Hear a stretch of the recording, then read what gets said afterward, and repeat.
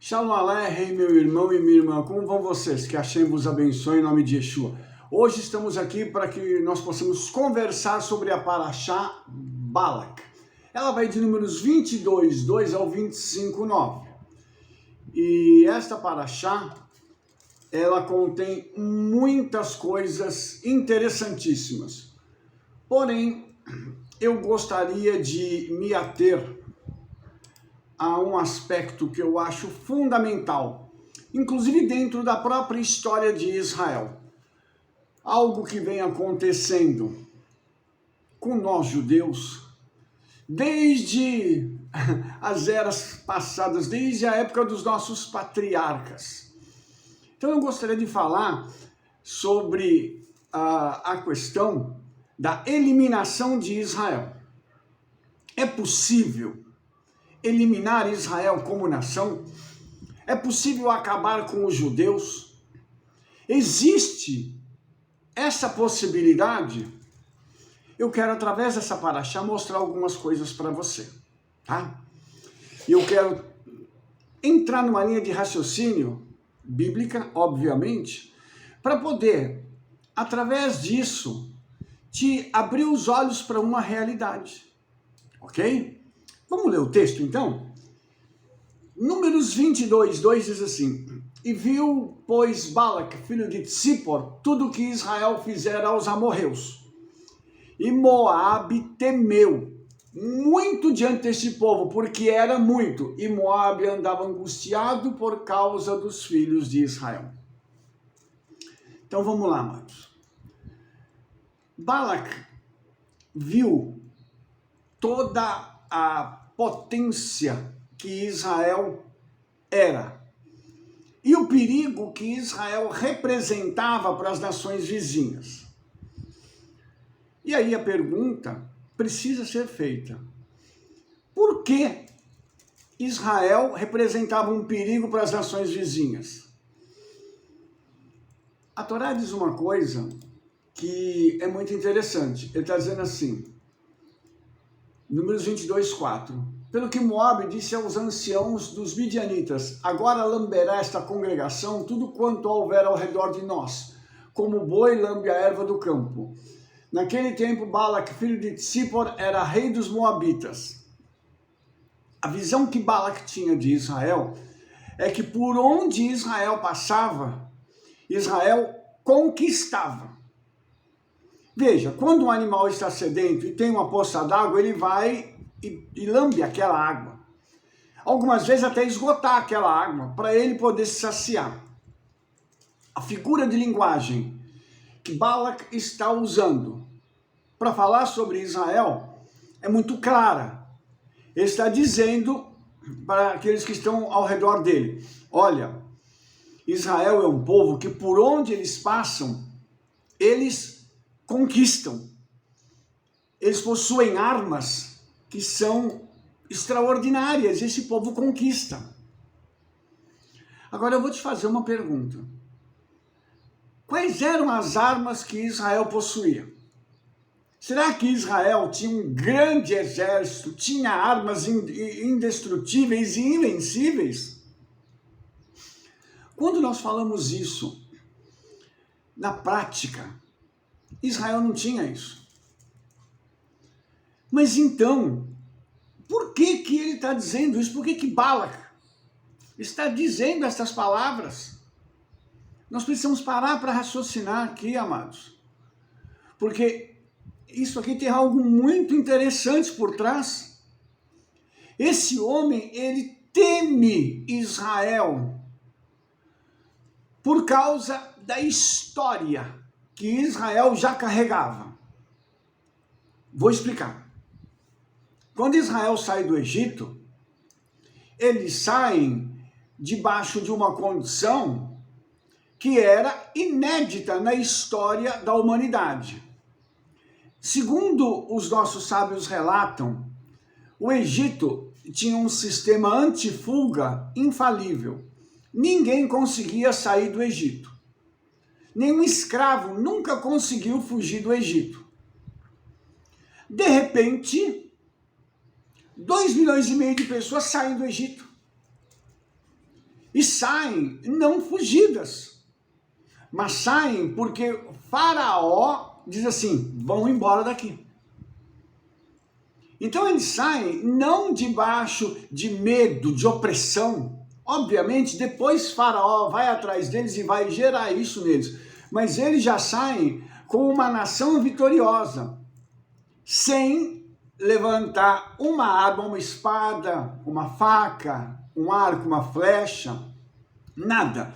Eles não fizeram uso de um instrumento de intimidação contra os egípcios para que eles pudessem sair do Egito.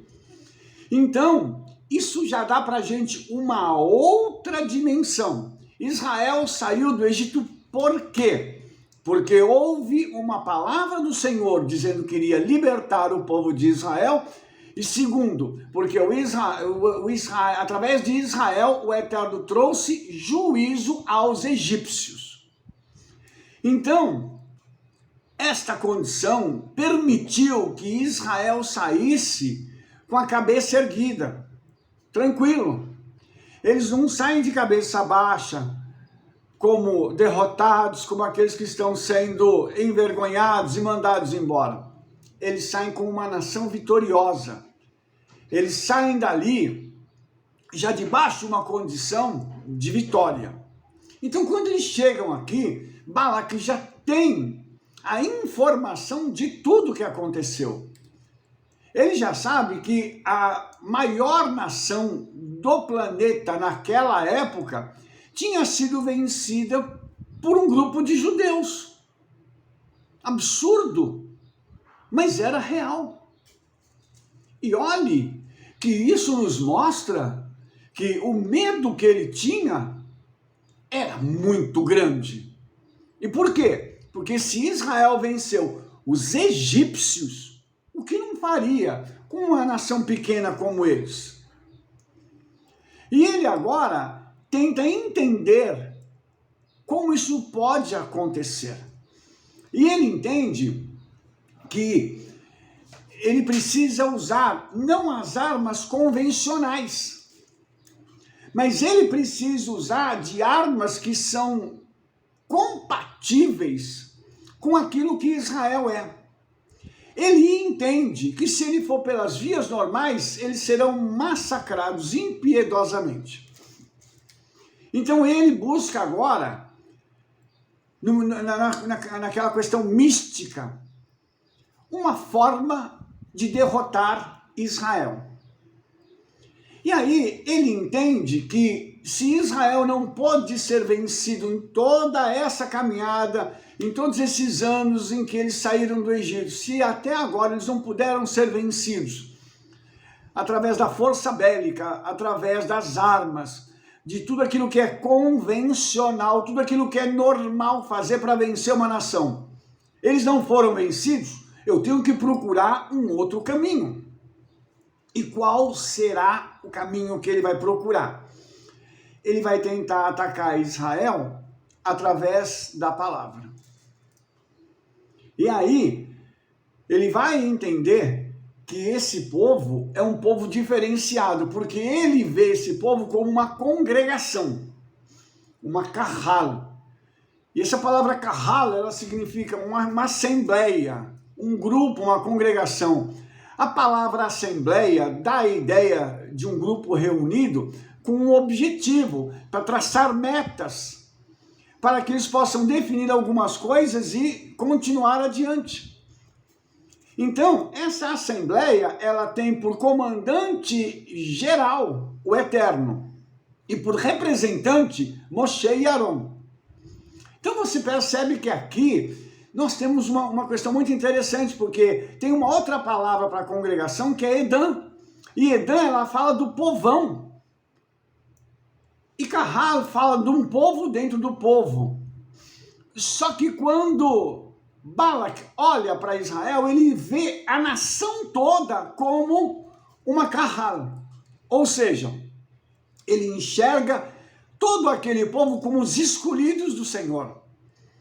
Ele não vê de forma diferente. E ele procura uma forma de entender isso aqui. E aí, quando ele diz que eles são como boi que lambe, entendeu? A palavra que ele usa, lakar em hebraico, significa lamber líquidos. É como fazem os animais. Então, é aquela coisa assim, é como se a nação de Israel toda fosse aquele boi selvagem, forte, poderoso, que chegasse num lugar e impusesse respeito, ou como se fosse um grande leão, que pela sua força, pela majestade e pela sua ação, quando ele ruge, ele provoca medo. Então Israel está sendo visto desta forma, e ele vai procurar uma solução para isso. Como nós vamos fazer para conseguirmos derrotar Israel?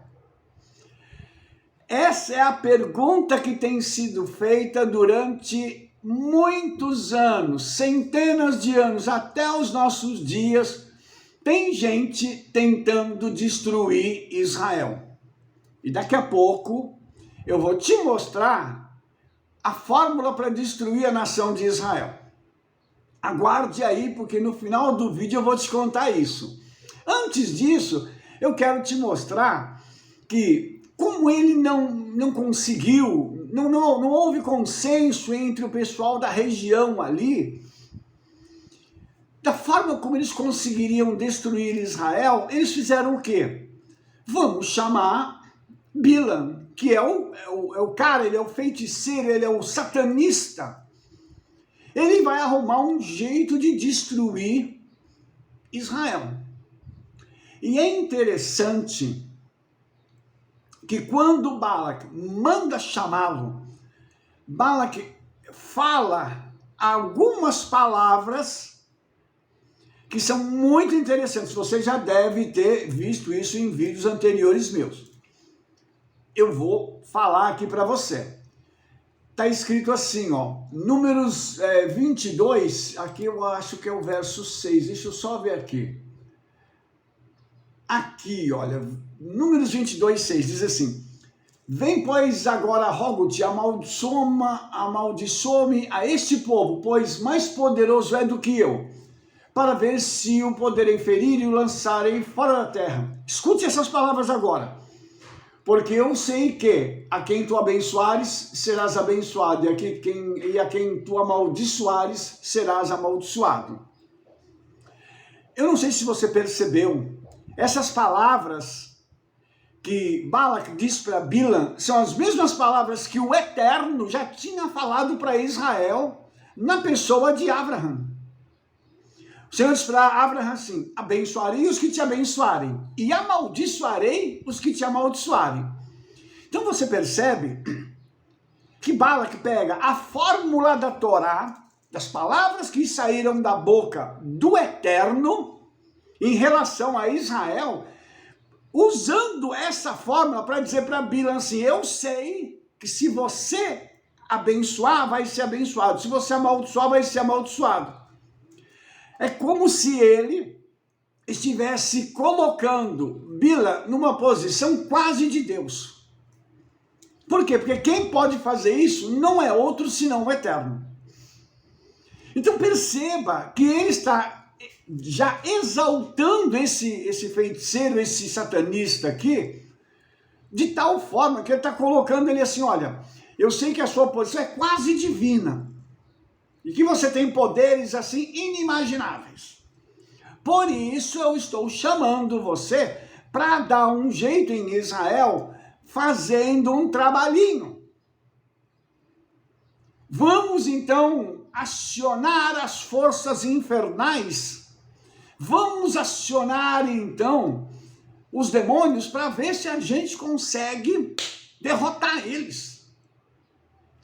Isso é tão engraçado, irmãos, quando a gente lê isso aqui, porque não mudou. Não mudou. É tão assim, é tão surreal entender isso, porque ele não consegue achar uma fórmula natural. Então ele vai apelar para o sobrenatural. E dentro do sobrenatural ele acha que Bilam tem poderes para vencer o eterno. É muito assim, eu ouço essas coisas e eu falo assim, Senhor, o que está acontecendo? Um camarada achar que ele pode ser maior que o próprio Criador dos céus e da terra. E Satanás, ele carrega consigo essa arrogância. E os seus servos carregam esse tipo de arrogância. Eles acham que eles podem fazer qualquer coisa e vencer qualquer um. Nós temos gente dessa natureza, desse naipe, digamos assim, espalhado por todos os lugares. No mundo inteiro. A gente percebe pessoas que agem desse jeito, achando que eles carregam o poder e que eles estão associados a demônios e que os demônios dão para eles qualquer coisa. E agora, Balac quer trazer esse homem para que ele possa fazer esse trabalhinho para acabar com Israel. E você vai ver pela história que houveram tentativas. O próprio faraó no Egito, ele tentou oprimir Israel. Quando foi avisado que um salvador nasceria, que era Moshe, ele tentou matar as crianças. Ele buscou erradicar Israel. E cada um usou uma fórmula que Satanás dá para eles na hora. Porque tudo aquilo que é feito contra Israel, irmãos, não é dado pelo Espírito Santo. Obviamente que não. Isso a gente nem discute. Quem dá uma estratégia contra Israel, contra o povo do eterno, contra os crentes, é Satanás. Quem se levanta contra mim, sou judeu, contra você, que é crente em Yeshua, é servo do diabo. Não dá pra gente passar o paninho e dizer assim, ah, não, mas aquela pessoa assim, ela é meia boazinha, ela faz umas coisinhas certas, ou é ou não é. Então aqui nós temos uma clara manifestação de uma estratégia espiritual para se acabar com Israel. E a gente vai ver que isso vai depois ser replicado em outras partes da história. Você vai ver que no livro de Esther nós temos essa mesma estratégia através de Hamã, que vai tentar acabar com o povo judeu. E aí a gente vai continuar na história, você vai ver que outros tentaram acabar com o povo judeu. Bem mais recente agora, nós temos aí na época da Segunda Guerra Mundial, Adolf Hitler, que matou 6 milhões de judeus. Gente, a minha família foi morta por ele. E você imagina que ele, imbuído desse espírito de trevas, achou que podia aniquilar Israel. E outros se levantam para querer acabar com Israel. Então você percebe que aqui há uma estratégia espiritual. E quando, num dos momentos em que Bilam vai tentar amaldiçoar Israel, ele olha de um lado do acampamento e ele profere algumas palavras. Deixa eu pegar o texto aqui certinho para mostrar para você, porque é muito tremendo, irmãos. É muito, muito tremendo a gente ver como o Senhor reverte a maldição em bênção, enquanto nós estamos debaixo de um padrão de obediência. Entendeu? Não adianta a gente dizer assim, ele vai me abençoar de qualquer jeito. Não funciona assim não. Entendeu? Não funciona assim não. Então assim a coisa é diferentinha. A gente precisa estar num padrão de obediência, entendeu? Deixa eu só encontrar o texto aqui, porque ele vê uma coisa e ele fala assim, algo que é tremendo, e ele profere uma palavra que hoje nós usamos isso quando nós estamos na nossa congregação. Aqui, olha, achei o texto, tá? Está escrito assim, Números 24, verso 5. Quão belas são as tuas tendas, ó Jacó, as suas moradas, ó Israel. E aqui nós temos um texto lindo, porque ele diz assim, Matovu ohalecha Yaakov, mishkenotecha Israel. E ele diz assim, quando ele vê isso, ele está enxergando Israel como uma nação blindada, uma nação coesa, debaixo da bênção do Senhor. Em cima do acampamento de Israel, haviam 4 seres celestiais, no norte, no sul, no leste e no oeste, guardando o acampamento. A glória do Eterno estava sobre eles. A nuvem estava cobrindo eles. A coluna de fogo estava de pé ali. Ele, quando ele olha, ele fica extasiado, ele vê o mundo espiritual e diz assim, uau, quão belas são as tuas tendas, ó Jacob, e as tuas moradas. Porque Israel estava morando, sabe onde, irmãos? Debaixo da sala do trono. A sala do trono estava logo acima de Israel, daquele acampamento. Quando aquele homem olha, ele diz assim, uau, isso é demais. E nós às vezes não temos consciência de que o Senhor está nos guardando. O salmista diz, não dormite e não dorme. O guarda de Israel, nós cantamos essas músicas. E nós temos que entender que se não vai pelo lado natural, eles vão tentar o espiritual. E qual era a tentativa deles? Que o pecado entrasse no meio da nação de Israel. Aí ele não ia dizer, quão belas são as tuas tendas, ó Jacob, e as suas moradas, ó Israel. Porque quando o pecado entra, ele começa a comer, a corroer de dentro para fora. É como se implodisse, puf, e começasse a ruir tudo. Entendeu? Então isso, amados, ele não conseguiu uma brecha para entrar, para destruir Israel. Na próxima paraxá ele vai conseguir, mas até agora ele tentou e não conseguiu.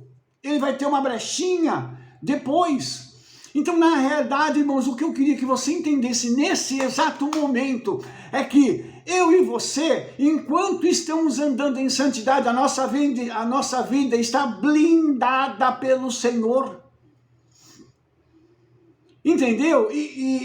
Quando a gente pega, por exemplo, o texto que ele é a conexão da Brit Hadashah, com essa paraxá, é Romanos capítulo 11, fala do enxerto.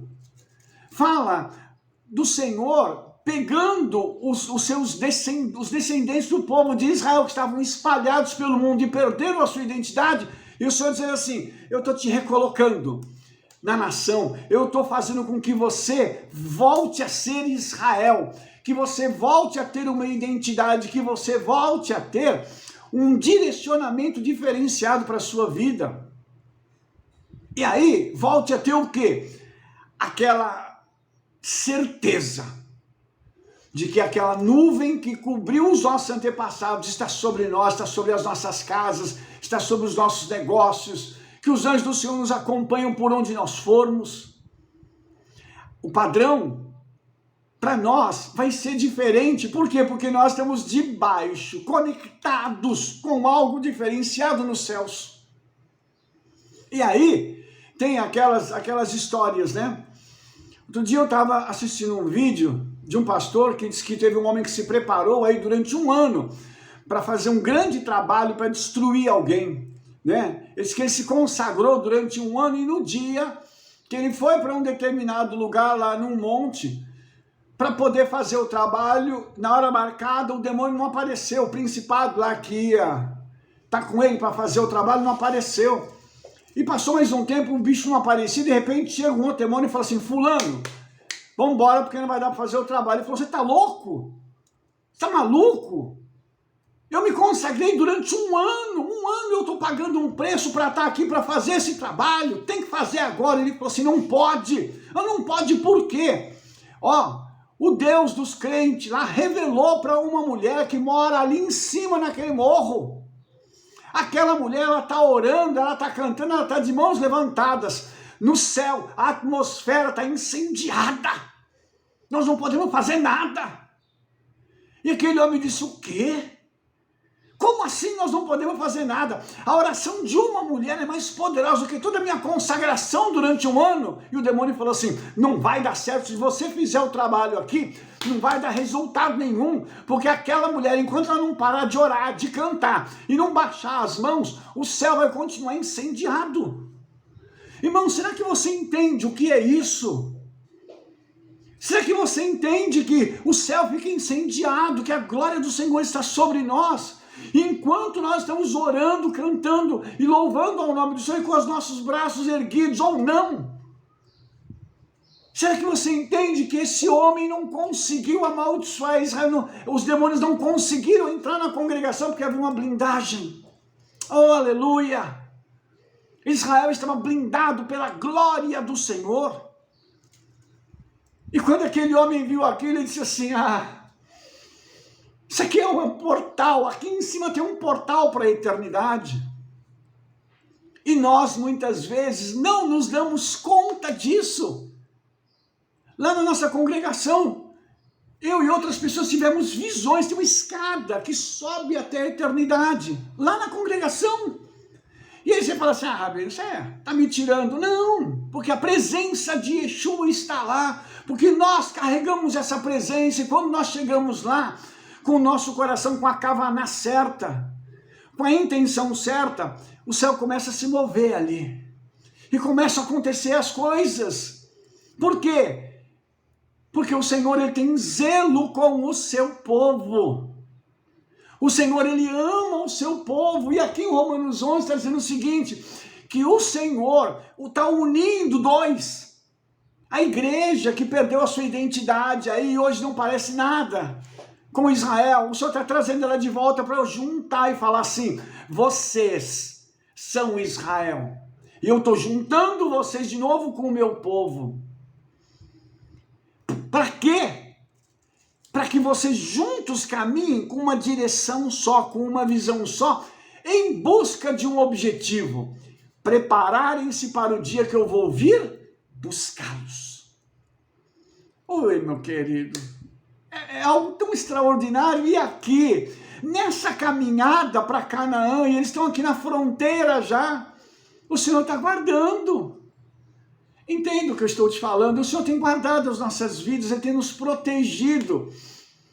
Ele tem nos preparado para algo maior.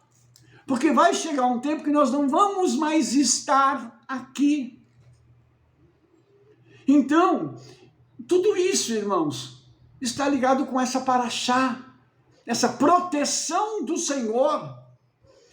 Agora, deixa eu te mostrar um texto aqui. Você deve estar falando assim, Rabino, você não falou como é que faz para destruir Israel. Vou te contar agora. Vou te dar a fórmula. Entendeu? Como que faz para destruir Israel? Jeremias, no capítulo 31, ele fala muitas coisas, fazendo essa conexão, chamando nós, a igreja do Senhor, né, todos aqueles judeus messiânicos de Efraim, porque nós havíamos perdido as nossas conexões passadas com o Senhor, nos restauramos e hoje estamos conectados com Israel. Hoje nós somos Israel aqui no Brasil e no mundo. Jeremias 31, então o capítulo todo vem falando sobre isso, o Senhor vem falando sobre coisas que Ele está fazendo, que Ele está trazendo. Ele fala de Efraim como se fosse um filho amado, e Efraim é o filho amado, é o duplamente frutífero, é aquele que por onde anda está dando frutos, e frutos sempre em abundância. E aí, quando chega no verso 37 do capítulo 31 de Jeremias, o Senhor diz assim, assim diz o Eterno, se puderem ser medidos os céus para cima e sondados os fundamentos da terra para baixo, também eu rejeitarei toda a semente de Israel por tudo quanto fizeram, diz o Eterno. Então, eu queria dizer para você, meu querido irmão e minha querida irmã, é impossível sondar os céus acima e as profundezas da terra abaixo.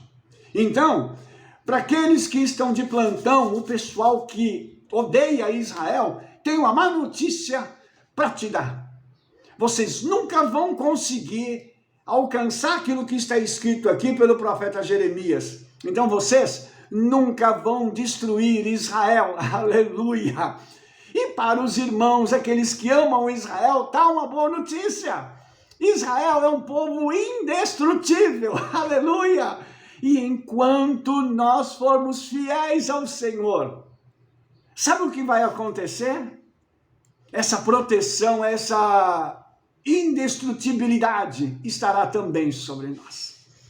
Ah, nós não vamos passar por luta, Rabino, nós não vamos ter problema? Vamos, mas destruído não. Vencido? Não. Isso não vai acontecer. E por que isso, irmãos? Porque o Eterno tem uma promessa e ele liberou uma palavra mostrando para mim e para você que para destruir Israel tem que ter permissão dele. E ele já deixou explícito nas escrituras que isso não vai acontecer. Às vezes as pessoas me perguntam assim, falam, Rabino, Israel, a guerra, Israel será destruído? Eu falo, não, não. Está escrito lá no final do livro do Apocalipse que Israel e o povo do Eterno vence no final. Então a história já tem um veredito, nós já sabemos o que vai acontecer. O que nós não temos informação é do desenrolar dessa história. Mas lá no final da história a gente já sabe que está tranquilo.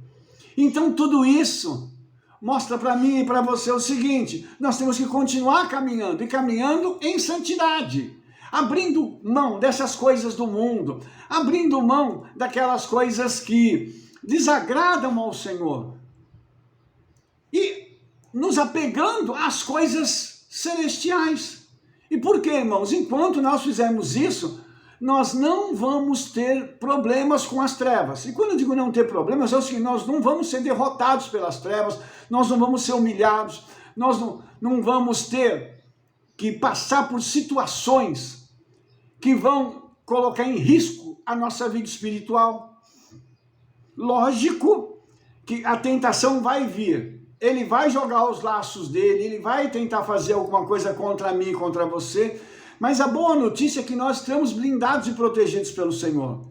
Também precisamos entender o seguinte, que há uma necessidade da gente estar sempre aprendendo e crescendo a cada dia mais.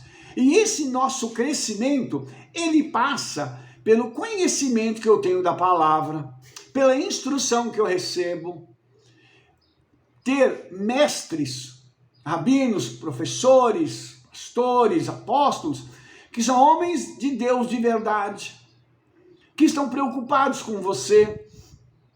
Você percebe aqui pela Torá que todas as vezes que Israel se levantava para pecar contra o Senhor, Moshe sempre tinha a mesma reação. Ele se prostrava com o rosto em terra pedindo misericórdia ao Senhor. E houveram momentos em que o Senhor falou assim, sai da frente que eu vou acabar com esse povo. E Moshe disse assim, peraí, Senhor, não faz isso. Num dos momentos, Moshe disse assim, se o Senhor vai fazer isso, risca o meu nome do teu livro. Você sabe o que ele estava falando? Ele estava dizendo para o Eterno assim, se o Senhor for matar todos eles, eu vou junto. Então tira o meu nome do Sefer HaHaim, do livro da vida. Irmãos, tem que amar muito para fazer um negócio desse. E ó que o povo só dava problema para Moshe. E mesmo assim, Moshe se colocou ao lado do povo como um escudo protetor, falando, Senhor, eu sou o líder deles. Então, por favor, tenha misericórdia. Aqui, Bilam está vindo para atacar Israel e Moshe continua na mesma postura, em oração, em clamor, ensinando o povo, administrando as coisas dentro do acampamento, onde está reunida a congregação, ensinando o povo a palavra do Eterno, conduzindo-os em santidade. Tudo isso, irmãos, ele está fazendo o papel dele, e o povo até aqui está correspondendo e obedecendo. Porque antes daqui já aconteceram momentos em que houveram problemas, houveram desobediências. E todos os que desobedeceram pagaram um preço caro. Então eu vou caminhar para o final dessa paraxá te dizendo algo. Irmão, você não quer obedecer? Não tem problema. Lembre-se que há um preço a ser pago por isso. E todos pagaram o preço. Mais cedo ou mais tarde a conta chega. Não adianta a gente achar que nós vamos fazer o que nós quisermos e que o Senhor não está vendo. Ah, mas eu estava escondido.